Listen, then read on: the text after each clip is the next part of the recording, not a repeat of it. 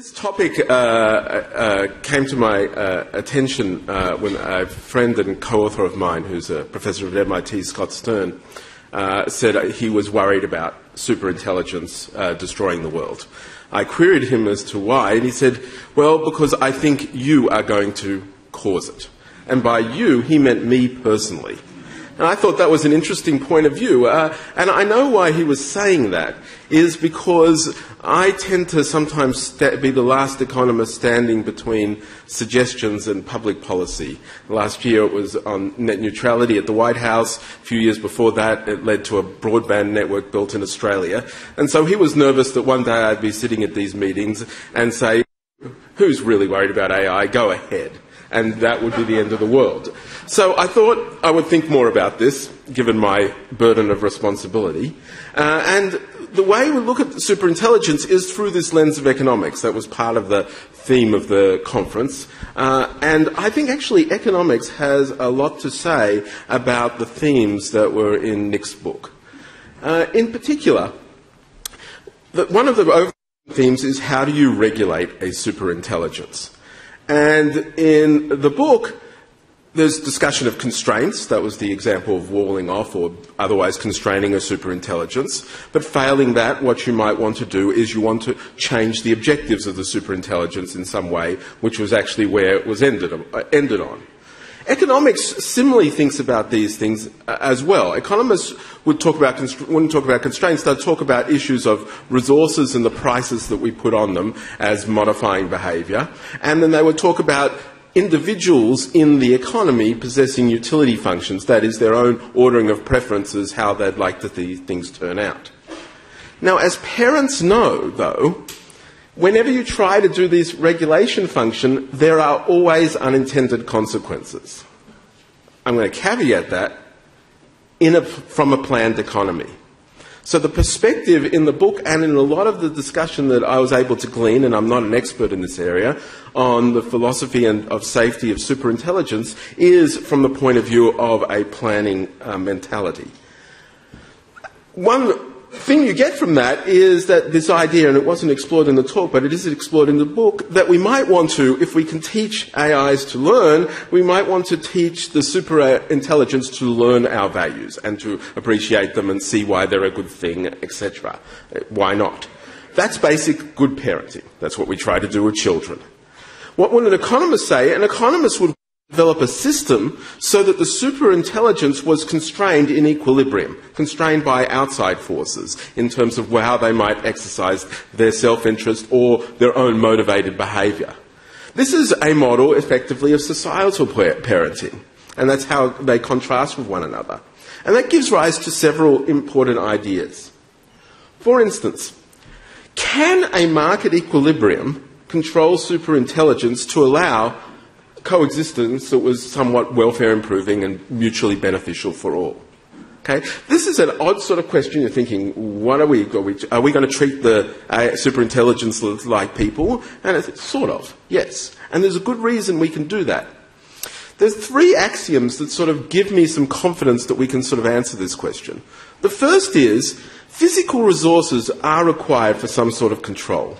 Every scenario that I looked at in the book, and you can test this for yourself, required some control of a physical resource in order to see the eventuality. It couldn't just reside in the thoughts of the superintelligence. Axiom 2 is, it must be the case, as the book illustrates very clearly, it's very hard to even think about what the preferences or utility functions of superintelligence might be. There's a different range of things that they could be. So if we're going to be confident that things are going to be worked out, they're going to be worked out for any sort of imaginable preferences that people could have. So diverse utility functions must be possible. And the third is a technical constraint, is that any superintelligence, in terms of their own mould, will eventually run into S-curve limits. In other words, there's no superintelligence that's going to keep on getting more superintelligence infinitely forever. They'll eventually be constrained about some aspect of their architecture. Now, I'm not going to go into these in detail. I have 5 minutes left, and that's too long to explain. It's a PhD course in economics. But let me give you the answer. The answer is one of optimism. Can a market equilibrium control the superintelligence? And under these axioms 1 and 3, if you believe 1 and 3, the answer that you can draw from this is yes. There are actual mathematically proven theorems in economics that show this. And all of those theorems have been criticised, are the reasons everybody criticises economists, especially other social scientists. Economists assume everybody is rational. Economists assume in their mathematical models that people who are engaging in the decision whether to buy an apple or an orange are basically the biggest geniuses we could ever imagine. They solve things that we even can't solve mathematically. Okay? That's an issue for economics that's applied to real people. That is now a benefit of economics as applied to superintelligences. Good point. The criticism of superintelligence of economics is now a reason why we actually have a bit of a body of knowledge of how to understand how superintelligences might interact with one another subject to resource constraints. And so you can find what would be termed a general equilibrium in all intelligence, super or otherwise, that is Pareto-optimal. It's subject to a thing called an endowment.